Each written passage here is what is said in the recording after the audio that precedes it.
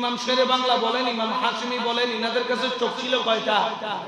একটা হচ্ছে জাহিরি চোখ, একটা হচ্ছে বেলায়েতের চোখ।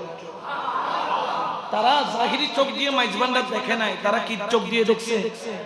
বেলায়েতের চোখ দিয়ে দেখছে। বিদায় ওনারা কি বলতেছেন? ইমাম আহলুস সুন্নাতের এক কথা পুরো বাংলাদেশ নয় বিশ্বের সুন্নিয়তকে বলে দিয়েছেন। মাইজ ভান্ডার কি বলতেছেন?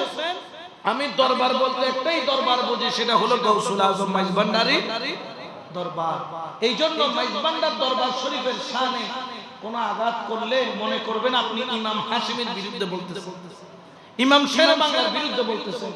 এই দরবারে হুজুর আল্লামা সৈয়দ আহমদ শাস্ত্রী কুটি রহমতুল্লাহ আলাইহি গেছে, হুজুর আল্লামা কারি সৈয়দ শাহ রহমতুল্লাহ আলাইহি গেছে। আপনি যখন মাইজ ভান্ডারের বিরুদ্ধে বলবেন তখন এই তহমত তাদের উপর পড়ে। জমানার বড় বড় বলি মাইজ ভান্ডার দরবার শরীফে গেছেন।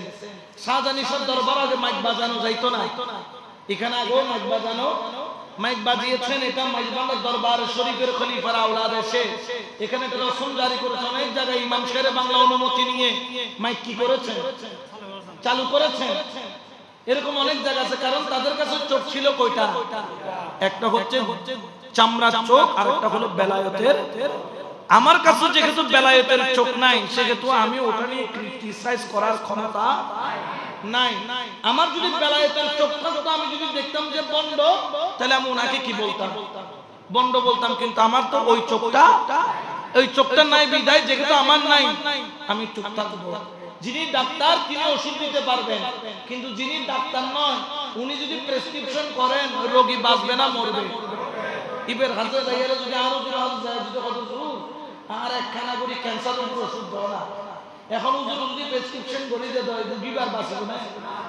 হুজুর বলতে পিওর প্রেসক্রিপশন, নামাজের প্রেসক্রিপশন। ক্যাঙ্গুরি নামাজ করিবে, ক্যাঙ্গুরি খুদারে ডাকিবে, তাইজুদ থাকতে করিবে, ক্যাঙ্গুরি রুকু করিবে, এক একজনের খাস এক এক কাম। ইবের খাস দিয়ে নিবি ইয়েন পারিব, কিন্তু আরেকজনের খাস দিয়ে নিবে দ্বারা সম্ভব।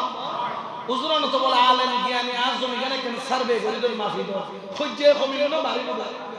এত হুজুর হবে তোর কল্লা লেগে জ্ঞান দিয়ে আবি হুজুরে কি আর জমি কিনে দিব। হুজুর খান জমিন বাদ করার ন, হুজুর খান ওদিন মসজিদের খেদমত করন, মানুষের কোরআন হাদিসের বয়ান দিয়ে হক পথ রাখন, ঠিক কিনা?